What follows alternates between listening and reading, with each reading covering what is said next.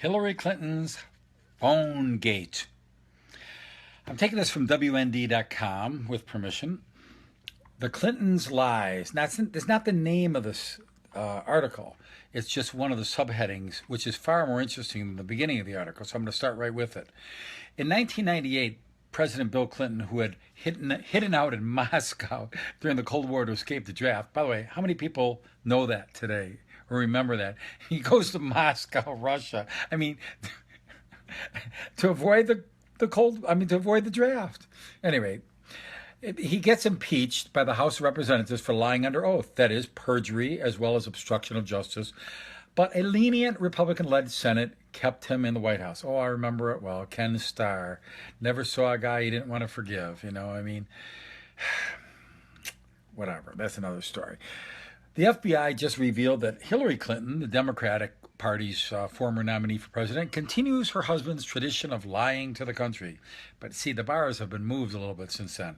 You have to do a lot more to get in trouble these days because we're anesthetized. We're desensitized to this. You have to do something really wild to get a parking ticket or slap on the wrist if you're royalty like Hillary. As the article continues, it says, it's not true that when Hillary, I love this, it's not true that when Hillary was Secretary of State, she used only 2 unprotected cellular phones, as she repeatedly told the nation.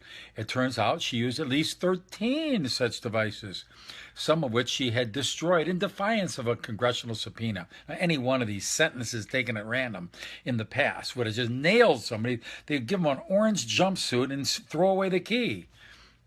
It's not true that Hillary handed over all her emails to U.S. Congress, as required by the congressional subpoena.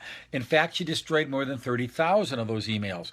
It's not true that Hillary used unprotected cellular phones only for personal correspondence. I only used it for my personal correspondence.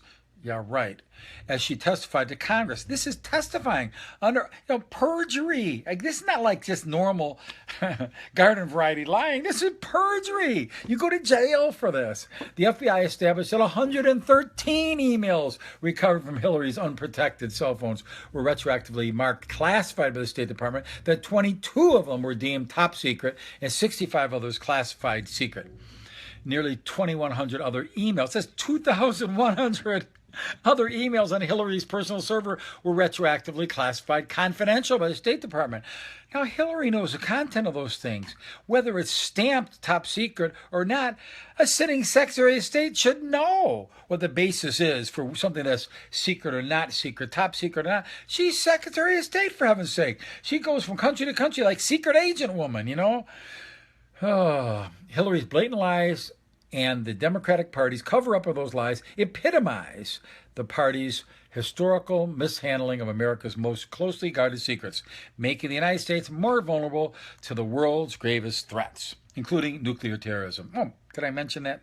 Minor things. Nuclear terrorism. Does anybody care anymore? A few weeks ago, the Kremlin announced that Russia had a new brand of nuclear weapon. Now, these are the type of things that kind of slip. They say loose lips sink ships. Listen to the stuff that's at play here. This isn't like your grandmother's atom bomb. In the 1940s, they didn't even have computers. It has slide rules or abacuses or whatever, and they made primitive atomic bombs. Has anybody ever wondered what kind of weapons they really have now? Think about it. Be logical. You don't see it in the media or anything, but think about it logically. What kind of weapons do you think they've developed since 1945? That's almost a century ago. That's 70-some years ago. They got something right now in Russia called the Satan II. I kid you not. It's not a nickname. That's what it's called. The Satan II. S-A-T-A-N space 2. Google it. Equipped with American-developed stealth technology to avoid detection. Now, if you're listening live and you just tuned in, I'm not going to give a recap. I'm sorry. I'm going to try to end this. Which in 2 minutes, this is the Satan II, in 2 short minutes could turn the state of Texas, or a country the size of France, which is about the size of Texas, into an ash heap. Did you hear that? The Satan II could do that. General Joseph Dunford, if you want to look it up, Dunford, chairman of the Joint Chiefs, told Congress that Russia now posed an existential threat to the United States, and General Sir Adrian Bradshaw, NATO's Deputy Supreme Allied Commander of Europe, put it similarly. The threat from Russia and the risk it brings of miscalculation resulting in a strategic conflict represents an existential threat to our whole being. So, some of these things that Hillary is leaking, lying about, perjuring about, criminal activity she should be arrested on sight for, could lead to little things like the Satan II being used.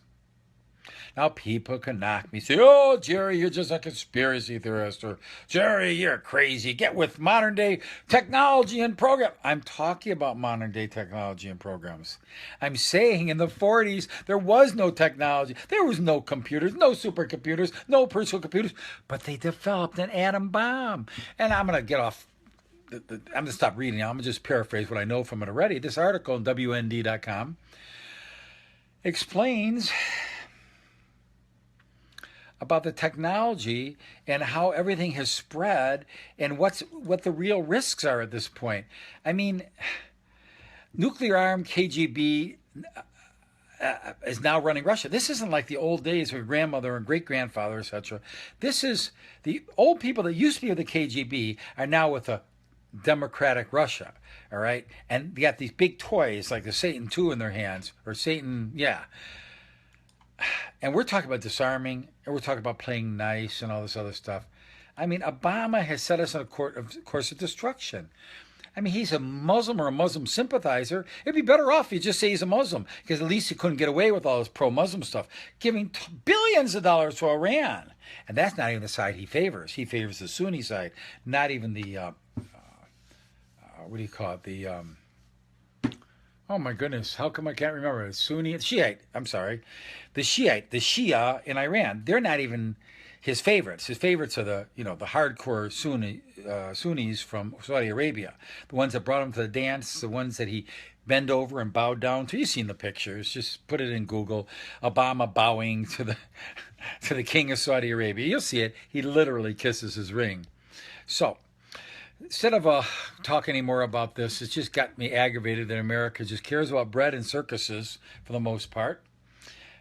Just read it yourself, WND.com, WN is in Nancy.com, and it's the current front page story. It's called Hillary's Phonegate, an Existential Threat. And it features actual testimony from the top Soviet, does anybody even remember what the Soviet Union was? The USSR. You read about it in history books, young people, but I'm telling you, I lived it.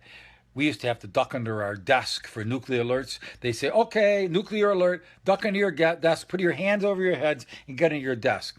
Exif that would protect us from a thermonuclear explosion. Unbelievable to live through the 60s like that.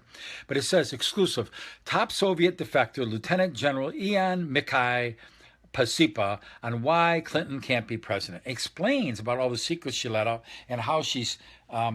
just read the article. WND.com, Hillary's Phonegate, an Existential Threat. So that's about all for now. Oh, we got a lot of viewers here, I see. But I'm not going to hold you hostage. I'll let you go. And if you tune in halfway through this, please just watch the recorded one. I'm going to be done in less than 10 seconds here. Listen to the Was Live recording and see what you missed. Thank you.